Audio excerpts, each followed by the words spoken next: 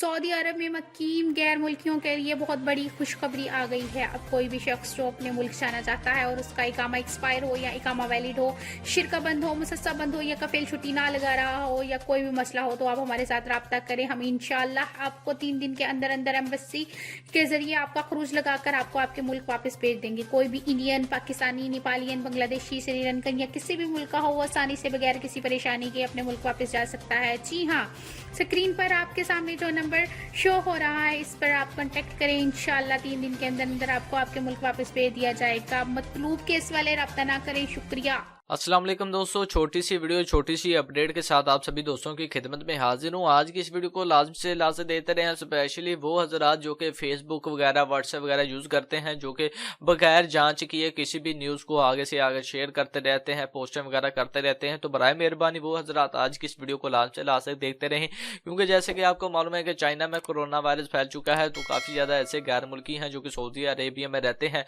और कुछ ऐसे लोग हैं जो कि फेसबुक पर या फिर व्हाट्सएप पर फेक न्यूज़ वगैरह शेयर करते हैं। तो हमारे ऐसे गैर मुल्की भाई जिन्हें इस चीज़ का पता नहीं होता, या फिर वो लोग जो कि इस चीज़ के बारे में नॉलेज नहीं हासिल करते, पढ़ते नहीं, सर्च वगैरह नहीं करते, क्या ये खबर सच है, क्या ये खबर झूठ है, तो वो उस पोस्ट को जो कि फेक न्यूज़ है उसे शेयर कर देते हैं। शेयर करने से ये होता है कि वो आगे से आगे शेयर होती रहती है, मज़ीद लोगों तक पहुंचती रहती है, और जितने लोगों तक वो खबर पहुंचती है वो आगे शेयर करते हैं, जो कि एक फेक न्यूज़ होती है। इससे होता ये है कि इससे लोग डर जाते हैं, काफ़ी ज़्यादा यानी कि परेशानियों का लोगों को सामना करना पड़ता है। स्पेशली गवर्नमेंट को, सऊदी अरब की गवर्नमेंट को काफ़ी ज़्यादा परेशानियों का सामना करना पड़ता है।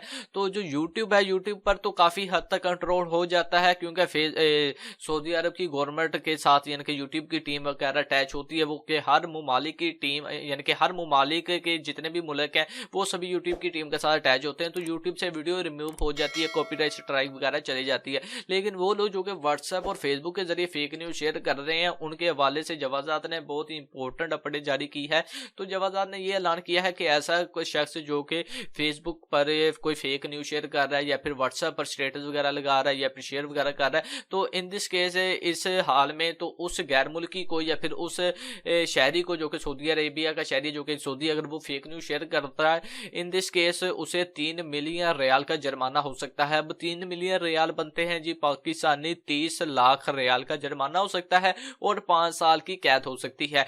ये जस्ट एक वार्निंग के तौर पर सऊदी अरब की गवर्नमेंट यानी कि जवाजात ने ये ऐलान किया है। बाकी अभी तक ऐसा कोई भी शख्स नहीं पकड़ा गया, और ना ही किसी शख्स को इतना फाइन हुआ है, और ना ही किसी शख्स को ये कैद हुई है। लेकिन ये वार्निंग के तौर पर यह खबर जारी की गई है कि अगर कोई शख्स इस तरह काम करता है, अगर वो पकड़ा जाता है, ठीक है, FIA के जरिए अगर उसे ट्रैक किया जाता है, इन दिस केस उसे 5 साल की सजा हो सकती है, और 30 लाख रियाल का जुर्माना देना पड़ेगा उस शख्स को। तो ये थी आज की वीडियो। उम्मीद करता हूँ वीडियो अच्छी लगी होगी। वीडियो अच्छी लगे तो चैनल को लाजमी सब्सक्राइब करें। तो मिलते हैं किसी नेक्स्ट वीडियो में। अपना ख्याल रखें, मुझे दुआ में याद रखिएगा। अल्लाह हाफिज।